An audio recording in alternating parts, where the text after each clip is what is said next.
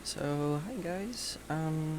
Yun, since tapos na natin yung measures of central tendency, move on naman tayo sa measures of central location. So, madali lang tong measures of central location. Shouldn't take too long.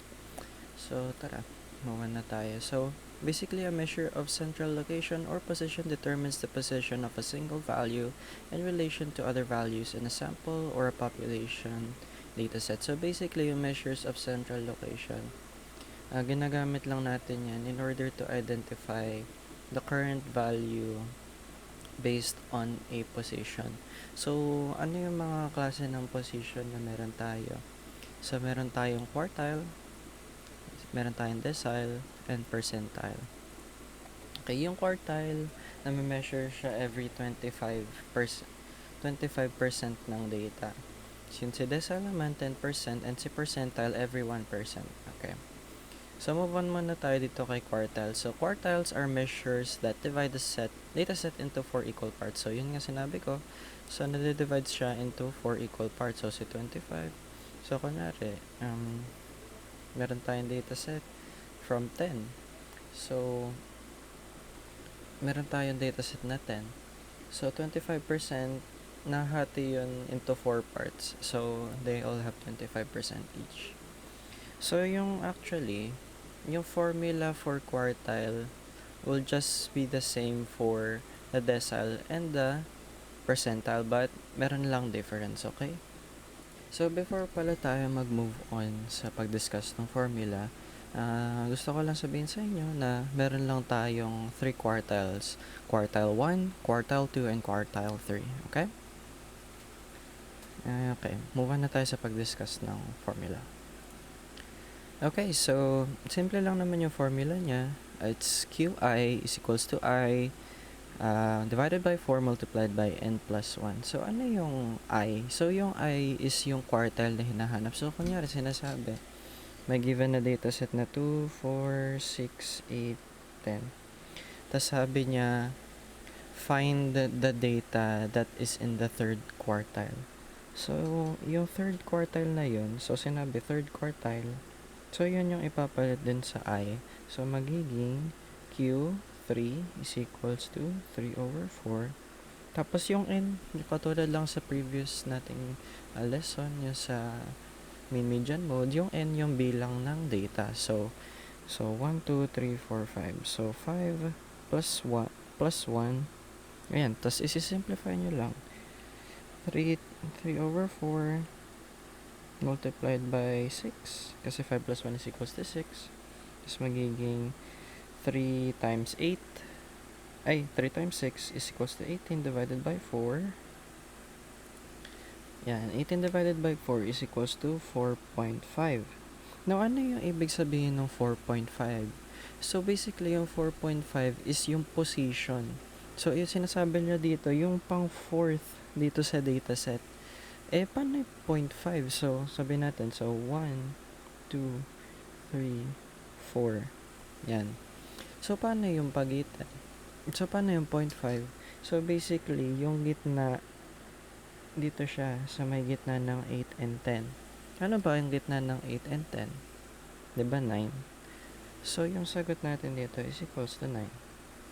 So, yun lang naman. So, move on tayo sa presentation. Meron tayong examples dito. So, try natin sagutan to. So, by the way, kapag may given kayong dataset, it's best that you guys always organize it from lowest to highest, okay? So, try nyo muna sagutan to. So, first, organize nyo muna yung dataset from lowest to highest. Then, gamitin natin yung formula, which is ito. So, copy nyo yung formula. Okay? Then, sinasabi dito, find yung quartile 1, quartile 2, at quartile 3. And then, pause nyo muna yung video, try nyo sagutan. So, ito naman na yung sagot. Pero, I'll still show you the solutions. Okay? Okay guys, so hopefully nagawa nyo naman yan. So, fairly easy lang naman to. So, ito na yung solution natin. So, first move on tayo sa first quartile natin. So, si first quartile, hinanap natin. So, dinistribute lang natin yung first dito sa numerator. Kasi nga, kung babalikan natin yung formula, it's I. So, yung I is yung quartile na hinahanap, okay? So, always remember that. Yung I yung hinahanap na quartile. Okay. Yung I yung hinahanap na quartile, okay. Tapos, okay. Nandito na tayo. So, yung I, pinalitan ko lang dito sa lahat ng formula. So, kung makikita nyo, naging 1. Nung hinanap yung quartile 2, naging 2/4. Nung hinanap yung quartile 3, naging 3/4. Okay?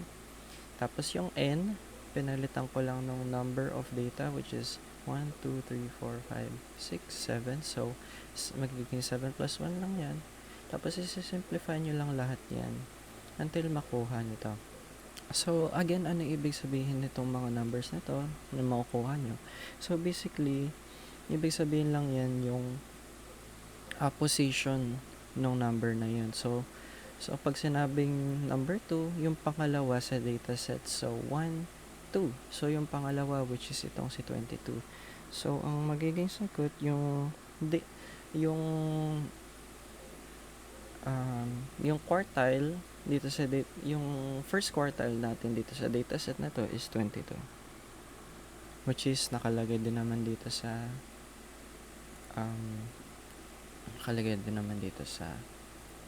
inyong slides. So next, sinolve na natin itong pangalawa. So pang fourth sinabi, so 1, 2, 3, 4. So always remember from lowest to highest lagi ang dataset. So 1, 2, 3, 4.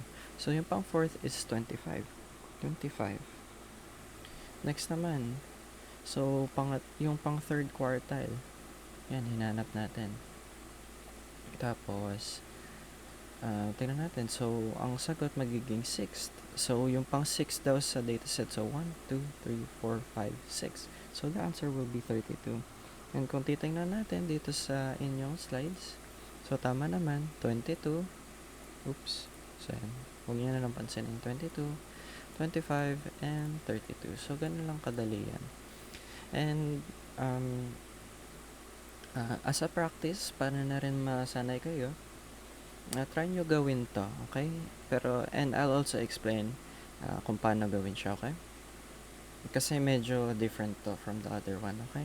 So, yeah. Try nyo lang gawin, okay? Pause nyo muna.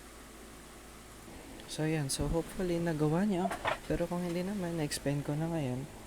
So, yan. So, kung sinolve nyo, mapapansin nyo merong decimal. So, paano gagawin kapag may decimal?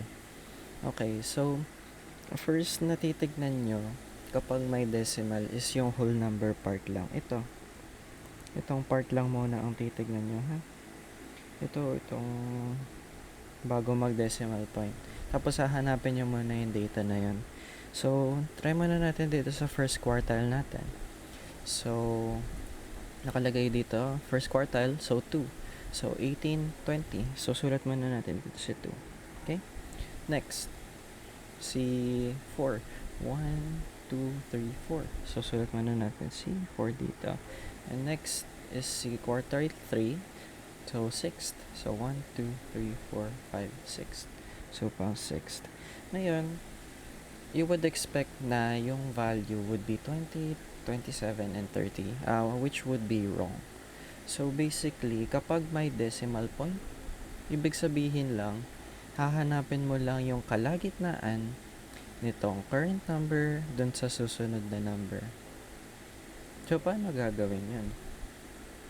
So, usually, ang ginagawa ko na lang is nagka-counting method na lang ako, which is binibilang ko from the starting number to the end number, which is yung 22. So, tapos yung kalagitnaan, yun yung magiging sagot natin. So 20, 21, 22. So, anong gitna niya? Diba 21? Oops, wait lang.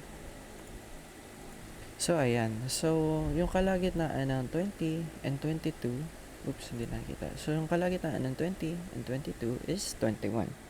So, 21. Next, dito naman tayo sa pang second na quartile. So from 23 to 25, so 23, 24, 25. So, anong kalagitnaan nila? So, 24, di ba? So, the second quartile is 24 kasi yun yung kalagitnaan nila. Next, quartile 3 naman. So, 6. So, from 30 to 32, bibilang tayo. So, 30, 31, 32. So, ano kalagitnaan nila? It's 31. Okay? So, ganun lang yun kapag may decimal point. So, kung titignan nyo, pareha siya dito sa PowerPoint.